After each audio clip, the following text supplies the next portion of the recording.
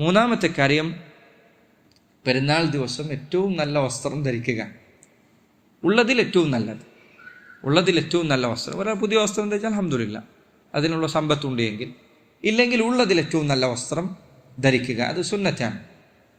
നബി സല്ലല്ലാഹു അലൈഹി വസല്ലം പെരുന്നാൾ ദിവസം ഒരു ചുവന്ന ബുർദ ധരിച്ചിട്ടുണ്ട് എന്ന് ഹദീസിൽ വന്നതായി കാണാം. ചുവന്ന വസ്ത്രം.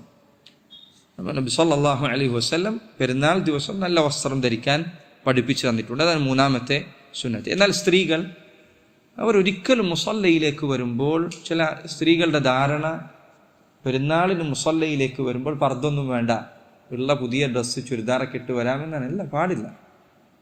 പെരുന്നാളിന് മുസല്ലയിലേക്ക് വരുമ്പോൾ ഹിജാബ് പൂർണ്ണമായും പാലിച്ചുകൊണ്ട് മാത്രമേ വരാൻ പാടുള്ളൂ.